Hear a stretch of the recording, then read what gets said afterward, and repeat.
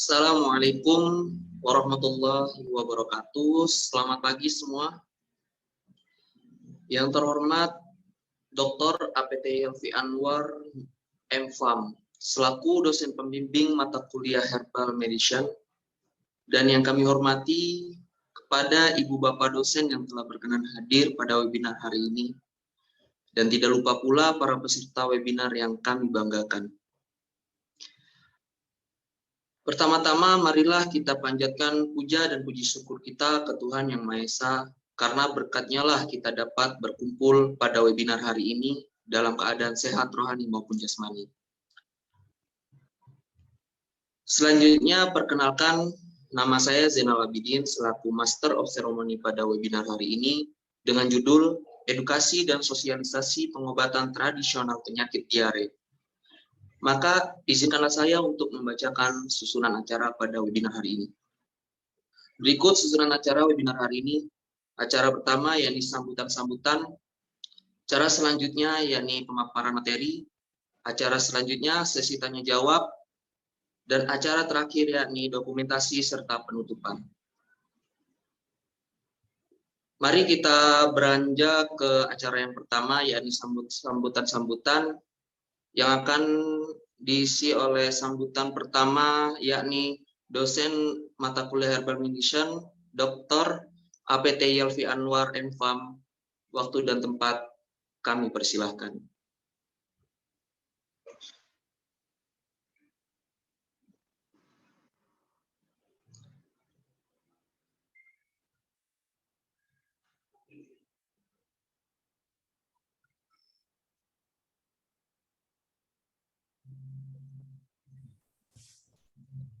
Ya, Assalamualaikum warahmatullahi wabarakatuh.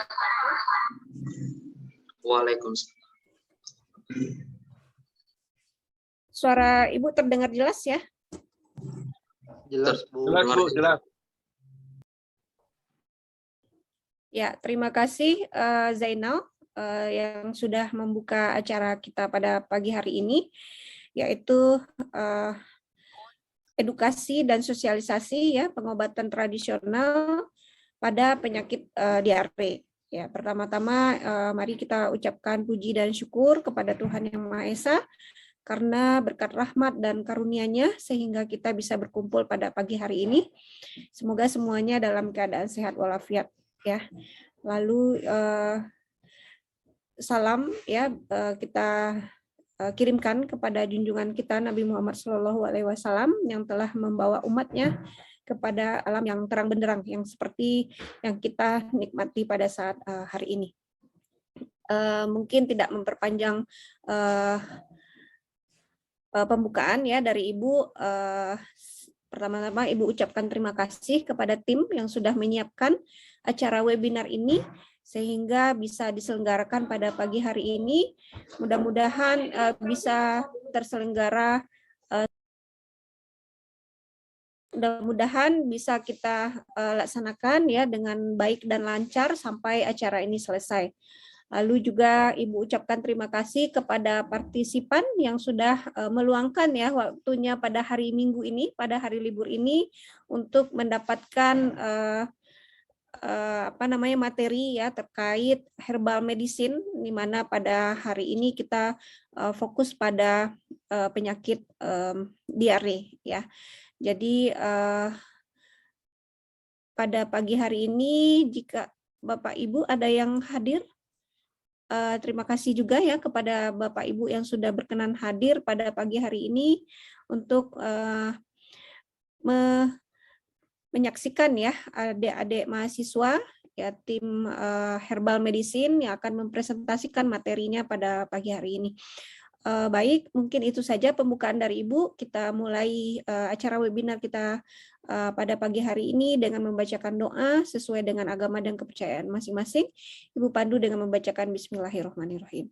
Demikian Zainal, silakan dilanjutkan acaranya. Terima kasih. Assalamualaikum warahmatullahi wabarakatuh. Salam sehat buat kita semuanya.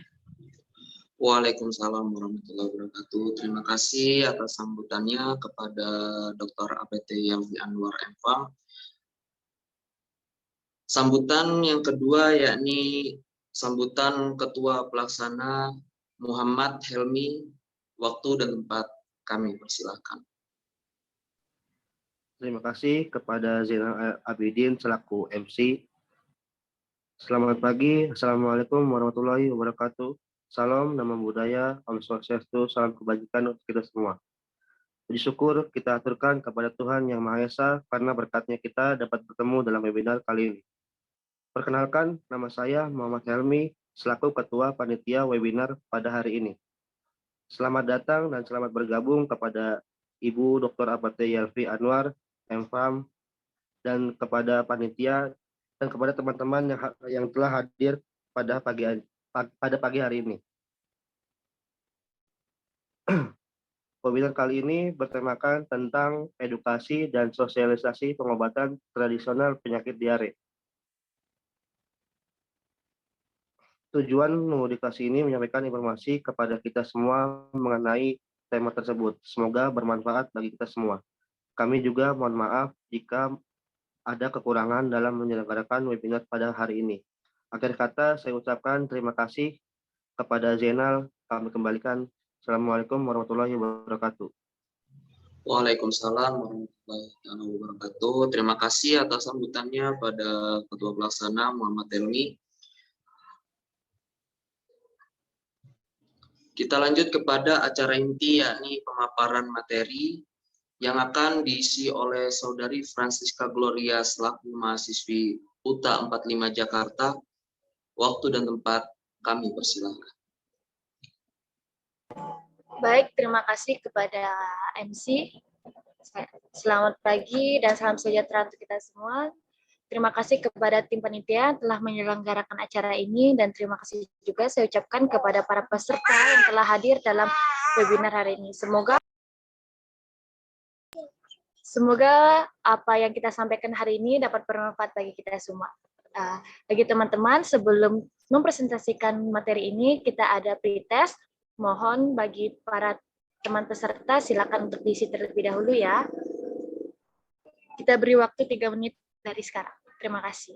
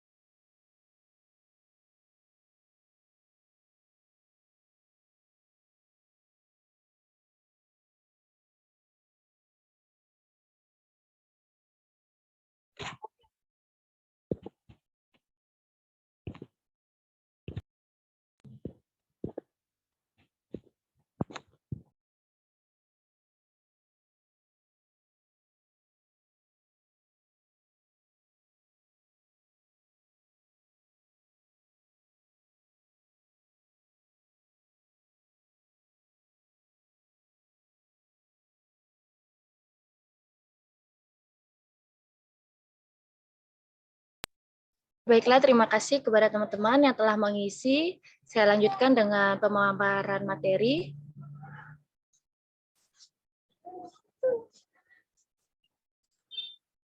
Apakah sudah terlihat slide yang dibagikan? Sudah, Kak. Oke, baiklah pagi hari ini kita akan mengedukasi dan sosialisasi pengobatan tradisional terhadap penyakit diare. Apa sih itu penyakit diare? Tentunya penyakit diare bukan hal yang jarang kita dengar, ini merupakan kata yang sering kita dengar dalam kehidupan kita. Diare sendiri menurut Demenkes RI 2011 adalah buang air besar dan konsentrasi lemak atau cair, bahkan dapat berupa air saja dengan frekuensi yang lebih sering atau biasanya 3 kali atau lebih dalam satu hari. Diare dapat disebabkan oleh transportasi air dan elektrolit yang abnormal di dalam usus. Gangguan diare dapat melibatkan lambung, usus halus, kolon, atau kolon dan usus halus. Menurut WHO sendiri, diare adalah buang air besar dengan konsentrasi cair atau kata lain mencret dalam 3 kali atau lebih dalam satu hari. Bagaimana epidemiologi diare tersebut? WHO memperkirakan sekitar 4 miliar kasus diare akut terjadi setiap harinya dengan mortalitas 3 hingga 4 juta per tahun. Bila angka ini diterapkan di negara kita Indonesia, ada sekitar 100 juta episode diare didapatkan 13,3% di puskesmas, 0,45% di rumah sakit, dan penderita rawat inap sekitar 0,05% pasien rawat jalan. Penyebab utamanya adanya bakteri Shigella, Salmonella, dan lain sebagainya. Disentri sendiri umumnya disebabkan oleh Shigella, kadang-kadang juga disebabkan oleh Salmonella dan E. coli. Beberapa faktor epidemiologis penting dipandang untuk mendekati pasien diare akut yang disebabkan oleh beberapa faktor seperti adanya terkontaminasi makanan atau minuman, berpergian, penggunaan obat antibiotik yang tidak terkontrol, adanya penyakit HIV, dan adanya terinfeksi dari orang-orang lain. Selanjutnya, patofisiologi diare. Secara patofisiologi diare akut dapat dibagi menjadi diare inflamasi dan non-inflamasi. Dapat kita lihat dalam tabel ini terdapat perbedaannya dari mekanisme. Di inflamasi ada invasi mukosa, di non-inflamasi ada di enterotoksin atau diabsorpsi di usus kecil. Lokasinya juga berbeda, dilihat dari inflamasi ada kolon, usus kecil bagian distal, dan usus kecil bagian promaksimal. Diagnosisnya dapat kita lihat terdapat leukosit pada vases. Kalau yang non-inflamasi tidak ada. Penyebab bakterinya juga bermacam-macam, seperti yang telah dicantumkan dalam tabel ini. Salah satunya adalah Shigella. Pada non-inflamasi ada E. coli. Pada dasarnya bakteri-bakteri yang menginfeksi kurang lebih sama terhadap diare tersebut. Selanjutnya ada virus, ada rotavirus dan adenovirus yang terdapat pada inflamasi. Selanjutnya ada parasitnya seperti Entamoeba. Pada non-inflamasi ada Cryptosporidium. Selanjutnya klasifikasi diare. Menurut etiologinya, diare sendiri dibagi menjadi 2. Yang pertama ada spesifik, yaitu diare yang disebabkan oleh infeksi bakteri, virus, dan parasit. Sedangkan yang non-spesifik disebabkan oleh malabsorpsi makanan, rangsangan oleh zat makanan, dan gangguan saraf. Perbedaannya terdapat pada parasit atau hal yang menginfeksinya. Selanjutnya, menurut mekanismenya ada 2, absorpsi dan gangguan sekresi. Menurut lamanya diare ada 3, ada akut, kronik, dan persisten. Ada terdapat di pada harinya. Selanjutnya ada etiologi diare. Mekanisme diare terjadi karena 2 hal. Yang pertama ada gangguan proses absorpsi, yang kedua absorpsi hingga volume cairan yang berada pada kolon, kapasitas absorpsi. Selanjutnya apa saja sih yang bisa mempengaruhi terjadinya diare tersebut? Ada lingkungan, gizi, pendidikan, dan perilaku masyarakat, hingga sosial ekonomi. Penyebab diare akut dan kronik pada anak-anak dan remaja terdapat dalam tabel ini, ada yang akut dan kronik. Ada perbedaan antara bayi, anak, dan remaja. Pada dasarnya hal yang sama, namun lebih spesifik pada bayi lebih mudah terinfeksi, seperti yang telah dicantumkan dalam materi ini. Selanjutnya, bagaimana sih proses pengobatan penyakit diare secara farmakologi? Secara farmakologi dapat menggunakan obat yang salah satunya contohnya golongan absorbensi, bensia, yang mekanisme kerjanya sebagai terapi simptomatik pada diare.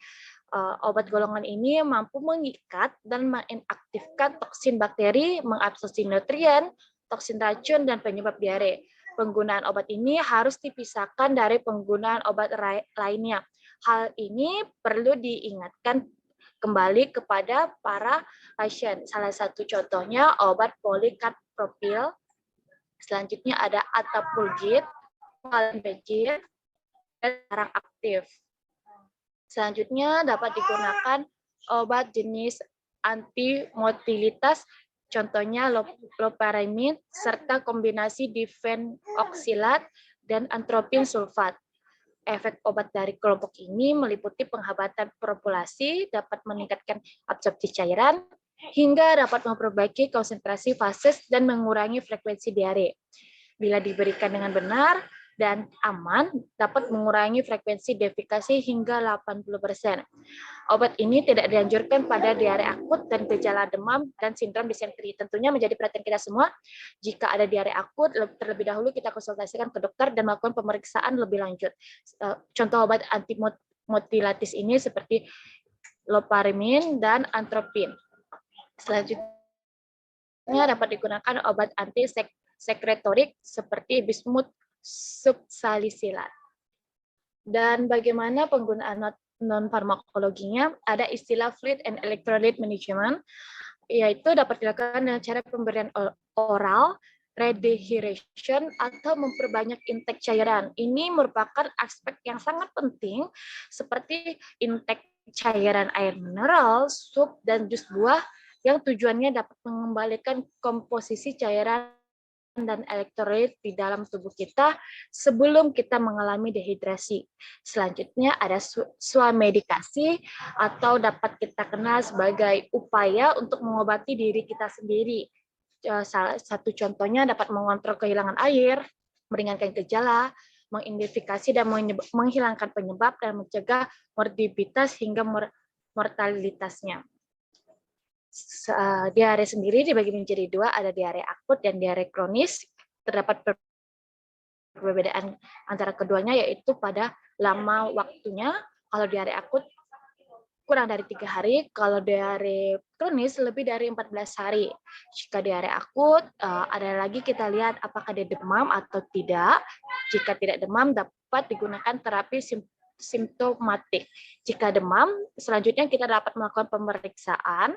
Kemudian setelah pemeriksaan dapat dilihat apakah hasilnya negatif atau positif. Jika negatif, dapat dilakukan terapi simptomatik. Jika positif, dapat diberikan penggunaan antibiotik yang cocok. Selanjutnya, dapat menjadi perhatian kita semua tanda-tanda dehidrasi atau kekurangan cairan yang merupakan faktor sangat penting bagi orang-orang yang mudah terinfeksi, seperti kesadarannya menurun, matanya cekung, tidak bisa minum atau malas minum, cubitan kulit perut kembalinya sangat lambat, dan tidak lagi buang air kecil.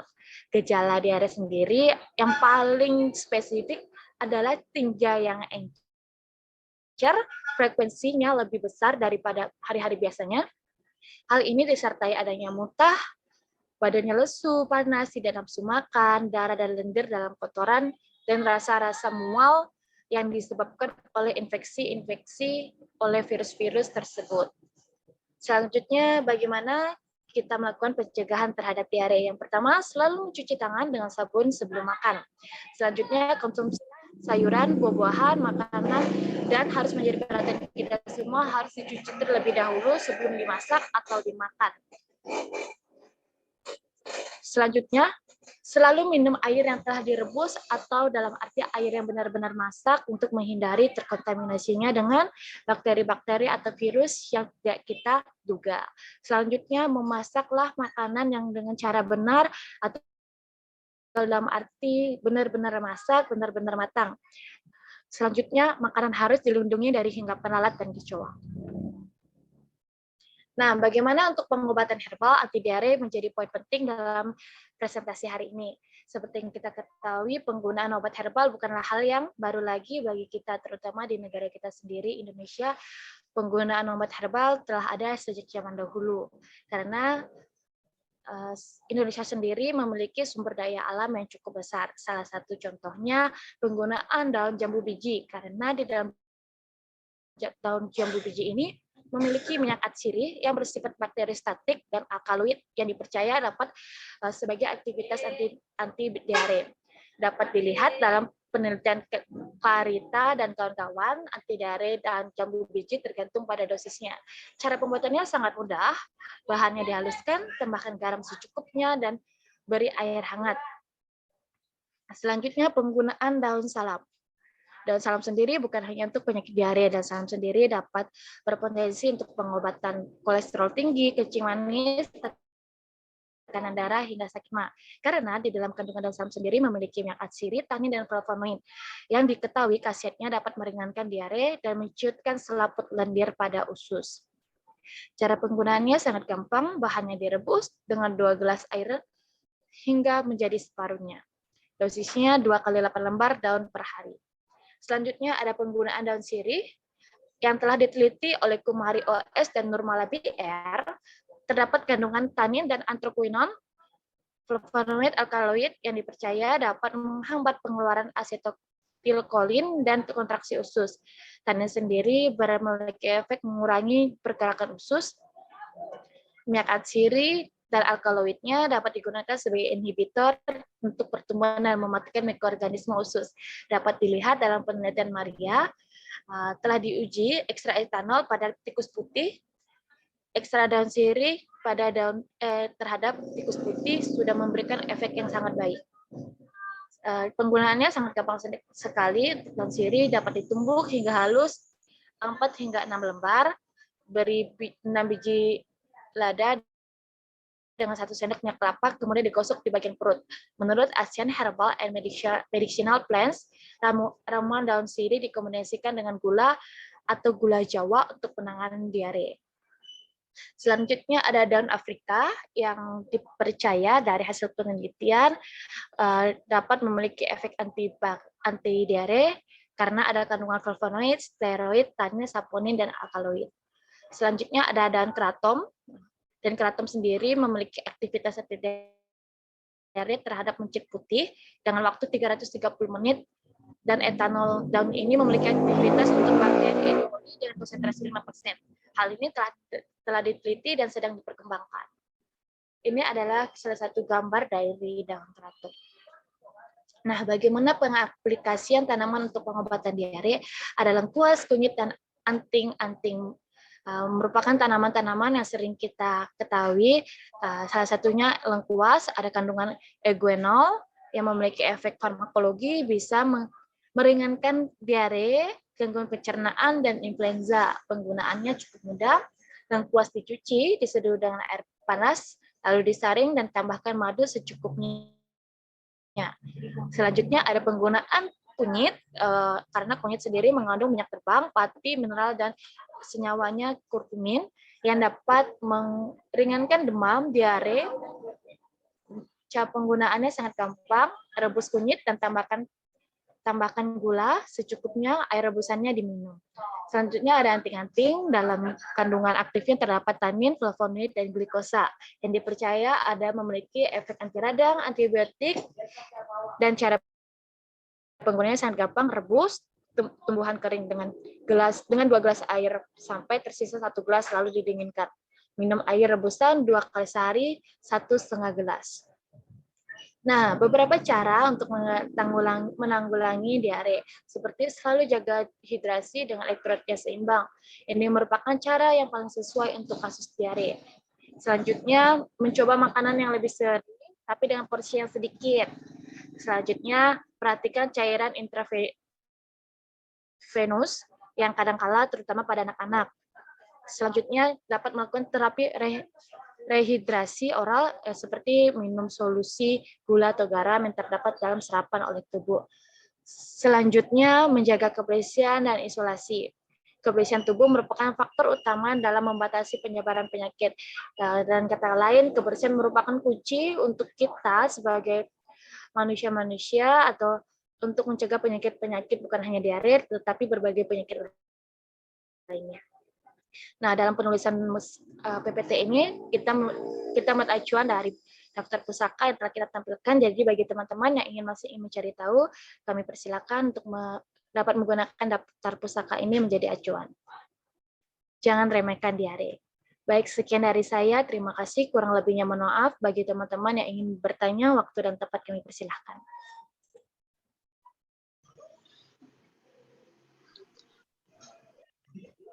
Terima kasih kepada pemateri, ya ini Saudari Fransila Ulriat. Bagi teman-teman peserta, jikalau ingin bertanya bisa tuliskan di kolom komentar atau hidupkan voice.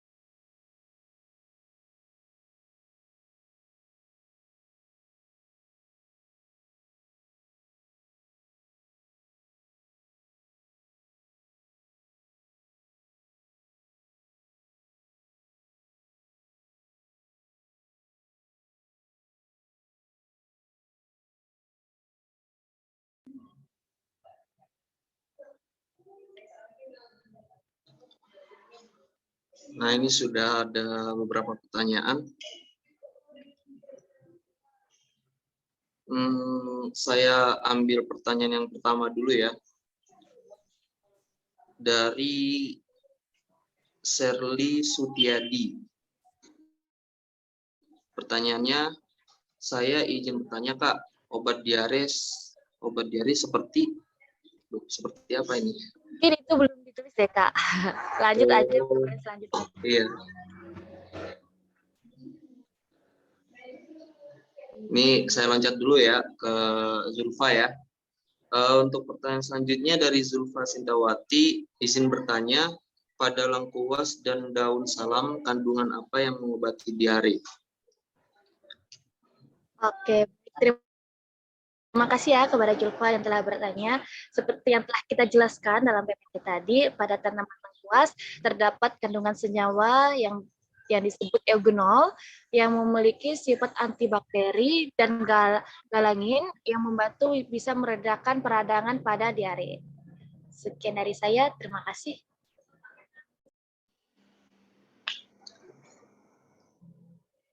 Bagaimana dari peserta? Apakah sudah terjawab pertanyaannya? Terjawab, Kak. Terima kasih.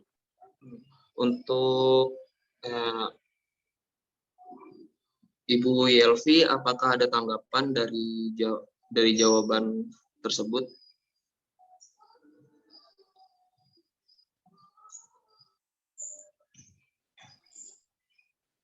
Ya, silakan dilanjut ke pertanyaan selanjutnya ya. Baik, Bu. Oke, untuk pertanyaan selanjutnya, ini dari... Wow, ini banyak sekali ya. Saya Oh, dari ini, dari Rima Nurfadilah. Pagi, ya pagi juga. Izin bertanya, tanaman herbal apa saja yang dapat dijadikan obat untuk diare? Terima kasih. Ya, sama-sama. Mungkin bisa dibantu jawab, Kak Francisca Gloria.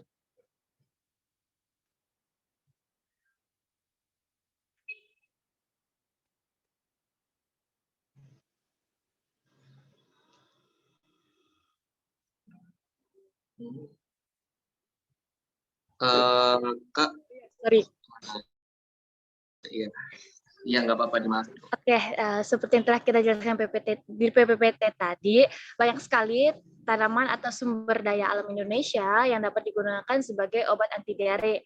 Seperti salah satunya daun sirih, lengkuas, daun jambu biji, daun salam, dan lain sebagainya. Hal ini masih banyak lagi sumber daya alam yang bisa kita gunakan untuk obat anti diare. Sekian dari saya.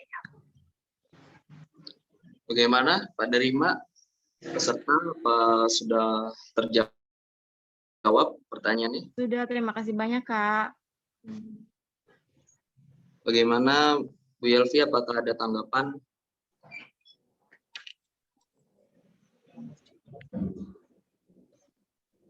Jika tidak, saya lanjut. Ya, lanjut dulu ya, silakan. Baik. Ini dari Ratu Airen Izora. Wah, keren nih namanya nih. Izin bertanya, Kak. Ya, silakan. Jika kita mengalami diare selama 1 minggu lebih disertai sesak nafas, bagaimana cara penanganannya? Dan apabila dibiarin dalam jangka waktu yang lama, apakah berbahaya bagi tubuh kita? Terima kasih, Kak. Ya, sama-sama. Bisa dibantu jawab untuk pemateri atas pertanyaan dari kalau menurut saya dapat kita lihat dulu terlebih dahulu apakah diare yang dialami lebih dari 3 hari atau sudah melewati atau hingga 14 hari. Ini harus menjadi perhatian khusus kita karena telah dijelaskan di slide sebelumnya ada diare akut dan diare kronis. Kita harus lihat dulu nih diarenya kronis apa akut. Kalau udah merasa hingga sesak nafas, udah berlarut dalam lebih dari 3 hari, segera kita periksakan ke dokter untuk penanganan lebih lengkapnya. Mungkin itu saran atau jawaban dari saya, karena kalau dibiarkan lebih lama cukup berbahaya bagi tubuh kita, karena diare sendiri terus menyerang sistem kita yang menyebabkan dehidrasi lagi. Oke. Bagaimana? Apakah jawabannya sudah mewakili dari pertanyaan siapa tadi namanya ya? Ratu Airen Izora. Ya. Sudah terjawab? Ya. Terima kasih. Ya, sama-sama. Kita, ini semakin banyak ya pertanyaan. Ini ada Sherly Sutyadi nih, tadi yang pertanyaannya belum jelaskan. Ini saya bacakan pertanyaannya. Izin bertanya, obat diare yang mengandung arang aktif dan loperamid HCl kapan diminumnya? Sebelum makan atau setelah makan atau bersama dengan makan? Obat herbal seperti daun jambu biji, daun salam, kapan diminumnya? Wah, ini berarti ada berapa pertanyaan? 3 dalam satu pertanyaan.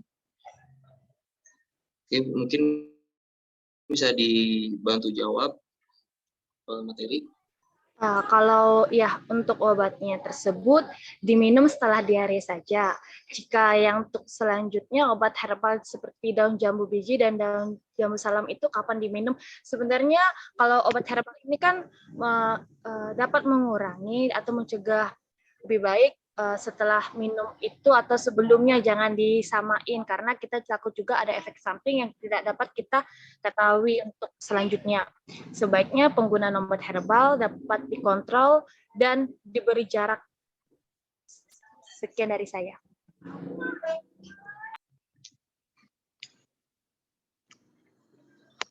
Bagaimana? Sherly ya? Sherly, tuh jawabannya apakah sudah terjawab nih pertanyaannya? Sherly? Kakak Sherly? Kayaknya tidak ada orangnya ya. Oh baik, terima kasih. Kayaknya malu-malu ini Kak Shirley Setiadi untuk voice. Oke, kayaknya kita ambil satu lagi deh ya.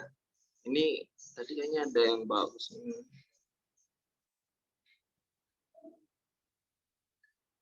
Nah, ini ada dari Eka Nur Cahyanti. Ingin bertanya, ya silahkan. Mengapa jika olahraga terlalu berat atau olahraga terlalu diforsir itu bisa menyebabkan diare? Dan bagaimana cara mengatasinya? Nah, menarik nih. Mungkin bisa dibantu jawab untuk materi. Nah, ini untuk orang-orang diet kayaknya. Ya, ini pertanyaan menarik sih. Kenapa kalau olahraga berat bisa menyebabkan diare? Nah, harus menjadi perhatian kita. Mungkin bisa menyebabkan diare karena dia yang pertama nih faktor-faktor diare seperti makanannya terkontaminasi, adanya infeksi-infeksi akibat parasit, dan kemungkinan besar setelah olahraga ini karena kekurangan cairan di dalam tubuh yang menyebabkan sistem kekebalan tubuh kita lemah hingga kita mudah terinfeksi, terutama pada terutama pada penyebab diare tersebut. Dan bagaimana cara mengatasinya? Jika sudah terjadi diare, dapat dikonsumsi obat diare tentunya. Untuk mencegahnya, dapat kita konsumsi cairan yang cukup, karena merupakan kunci yang sangat penting bagi tubuh kita, bukan hanya untuk diare. Untuk cairan tubuh kita harus dipenuhi karena sudah menjadi standar dalam untuk menjaga kesehatan kita. Sekian dari saya. Nah, bagaimana saudari Eka gimana jawabannya? Apakah sudah terwakilkan? Ya, oke. Oke. Oh, bisa dilanjut nanti dietnya kalau sudah tahu. Ya. Mungkin tadi kan dari tadi saya membacakan, siapa tahu dari para peserta ada yang ingin bertanya langsung secara voice kan lebih menarik tuh ya kan. Saya silahkan gitu. Saya juga capek juga nih baca nih ya kan. Siapa tahu ada yang mau voice lebih mantap gitu pertanyaannya. Nah, sepertinya seperti ini. Dari 68 peserta, apakah ada yang bertanya dengan voice? Mumpung pematerinya ini sangatlah mantap. Francisca Gloria. Waduh, hujan nih.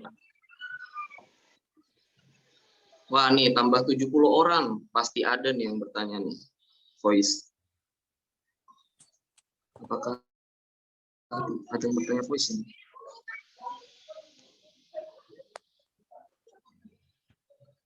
Waduh, kayaknya selamat pagi, maaf saya ingin bertanya.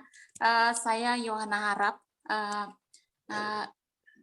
Kalau kita makan cabai biasanya, menurut orang lain tidak tahu, tapi menurut pengalaman saya, kalau makan cabai tidak lama, sebentar itu biasanya diare. Itu apa penyebabnya? Apa kandungan cabai itu bisa membuat diare atau apa? Nah, terima kasih. Nah, tadi atas sama siapa ya? Yohana Harap. Yohana Harap, terima kasih banyak atas pertanyaannya, sangat menarik sekali, apalagi lagi viral-viral juga ya kayak di sosmed ya, TikTok gitu, YouTube kan makan cabai banyak gitu. Kenapa bisa nggak diare mereka? Sedangkan kita kalau makan diare gitu kan. Mungkin bisa dibantu jawab untuk Francisca Gloria.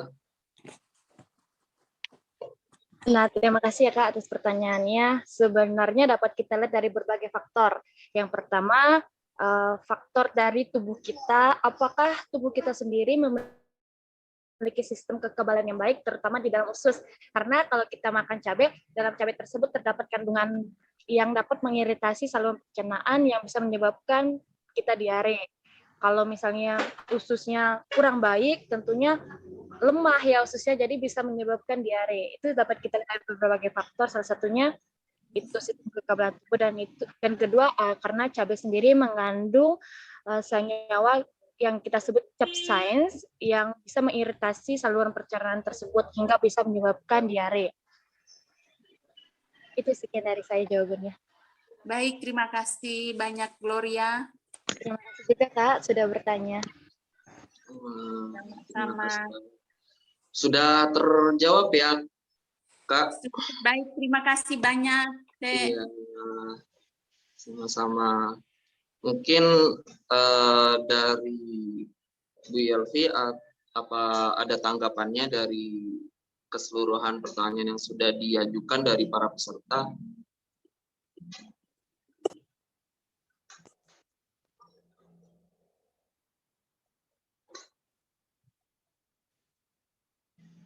Ya, terima kasih Zainal.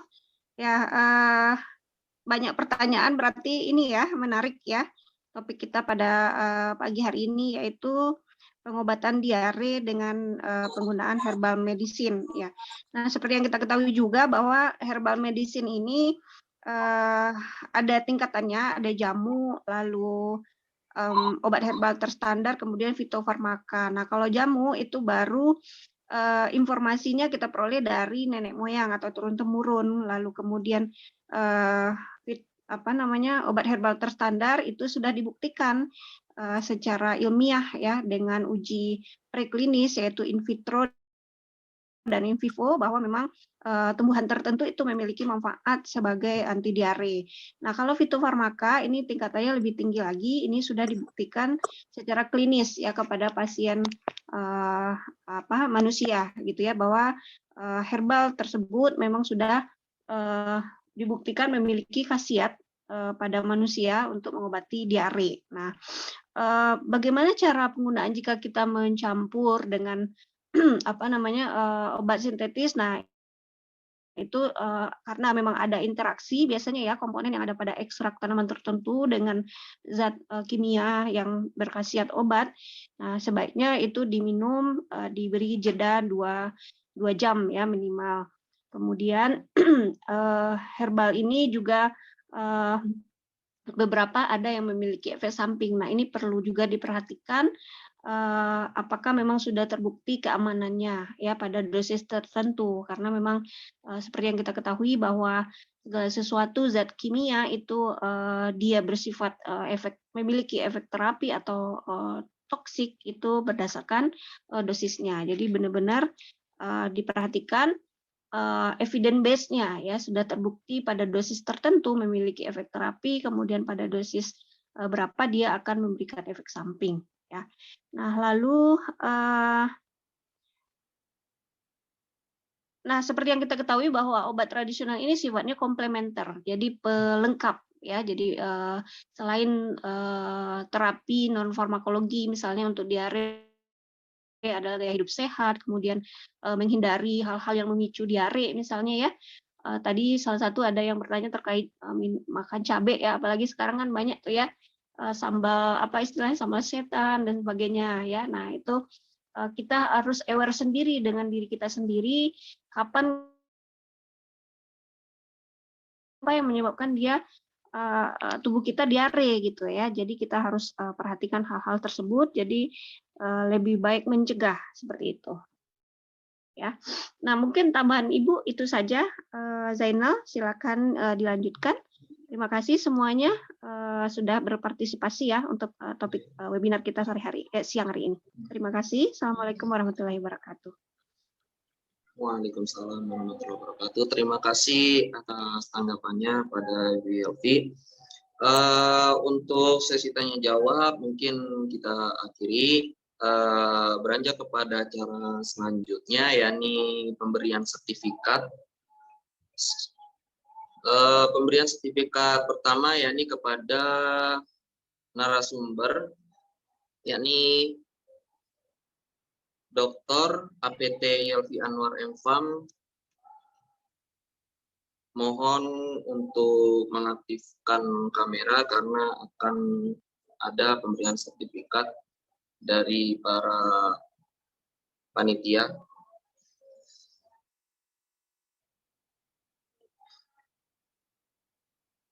Untuk panitia dokumentasi bisa mendokumentasikannya.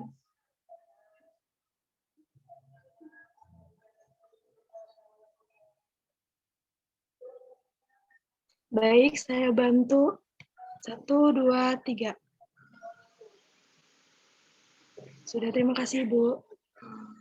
Terima kasih banyak pada Bu Yelvi. Selanjutnya yakni pemberian sertifikat kepada pemateri pada siapa? Saudari Francisca Gloria. Mohon aktifkan kamera.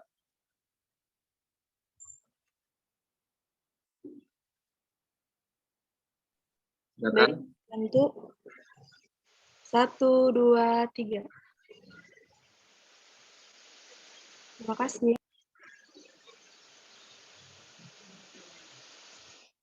Baik, di sini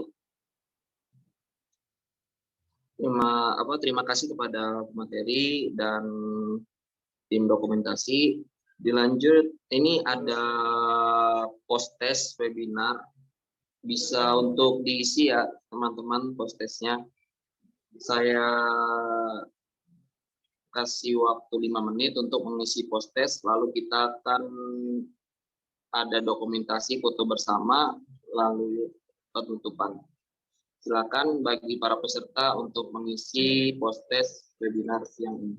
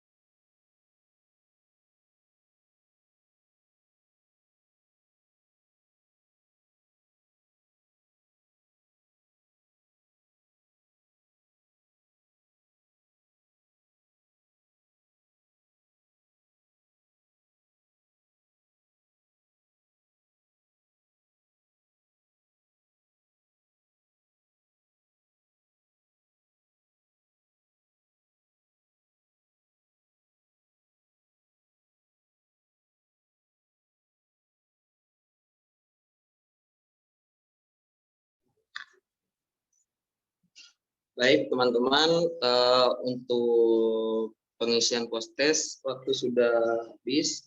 Kita beranjak kepada acara terakhir, yakni penutupan dengan ditutup dokumentasi. Sebelum dokumentasi, saya Zainal Abidin sebagai MC, mohon maaf jika ada kata-kata yang salah. Sekian, Assalamualaikum warahmatullahi wabarakatuh. Untuk sesi dokumentasi, Waalaikumsalam warahmatullahi wabarakatuh. mengambil dokumentasi dan para peserta silakan on cam karena akan diambil fotonya.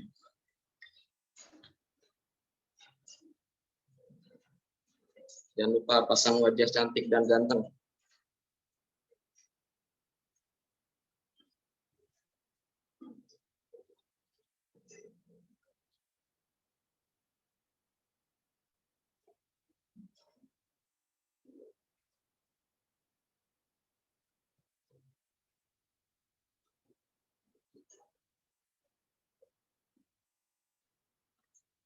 Bagaimana dokumentasi sudah difoto?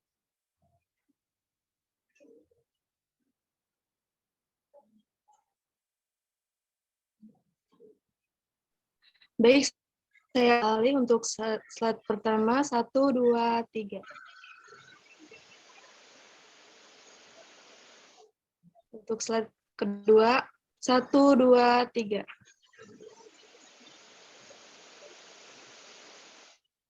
Untuk slide ketiga, 1, 2, 3. Terima kasih.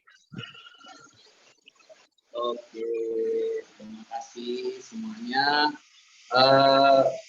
Untuk para peserta, karena acara sudah berakhir, bisa mengisi link absensi dulu ya sebelum keluar ya.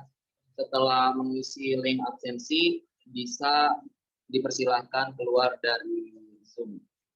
Terima kasih.